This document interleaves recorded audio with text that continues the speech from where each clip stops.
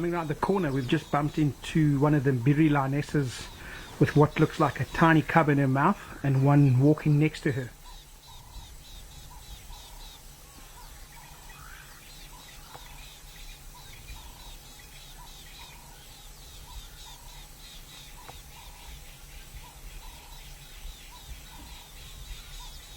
So maybe we'll get lucky and see something here, but let's just go in and check what we've got with all these vultures here.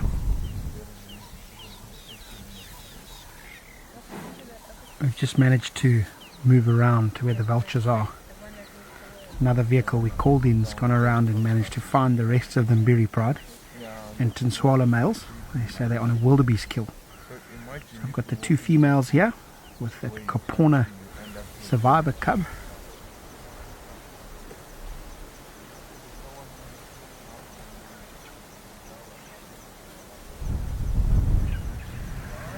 Little survivor just keeps pushing and pushing. It's incredibly tough for a little lion cub, especially in summer. The grass is a lot longer, it's harder for them to move through the bush with the parents. They're more susceptible to ticks and other diseases in summer. But this little cub seems to be holding on. One of its benefits is it's only by itself, so it's not competing for any milk from other cubs. It's just looking after itself, which is one of the pros for it at the moment. So we also keep on saying we don't think this cub is going to survive, just like Lambile, and it keeps on proving us wrong. It's definitely a little survivor, and it'll just be magical if it can survive. It's a whole story in itself.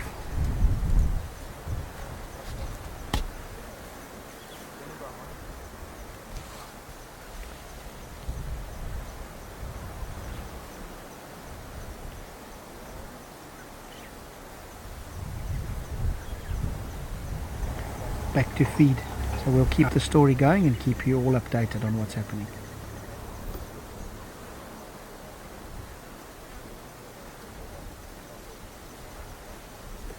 Just managed to move around and find them Chile on this fully grown wildebeest.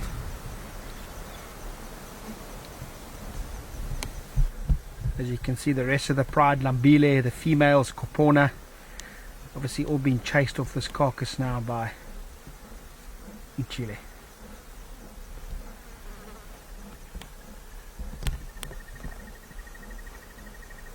You can see he's also panting heavily, but nobody coming close to this carcass.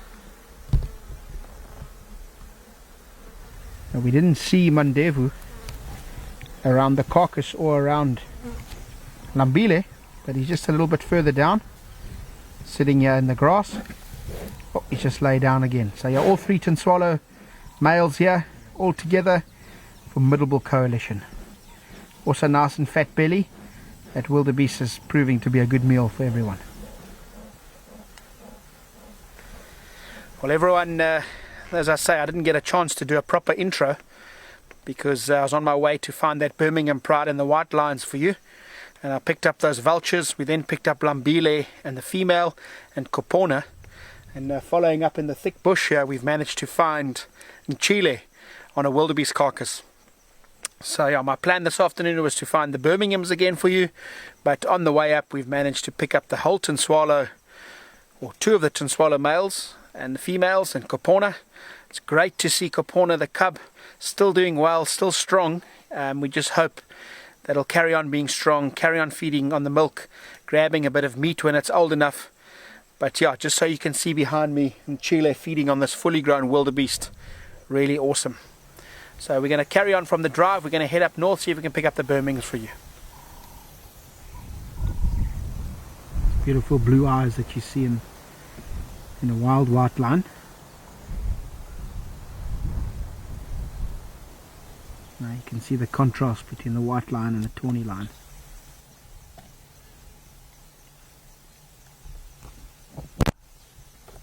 Here comes the young white male. I'm sure he'll rub heads with that first young male and hopefully he comes over to this group over here.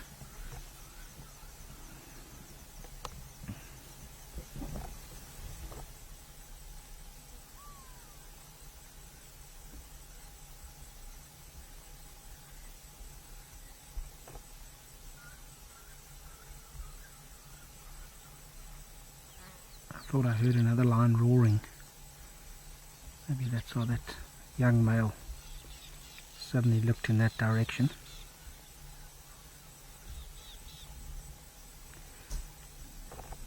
So a nice example of the female white lion. All other tawny lions have that very dark black spots on their ears, and I always describe that when they're walking down the road. And then you look at her, she's got virtually nothing on the back of her ear tips.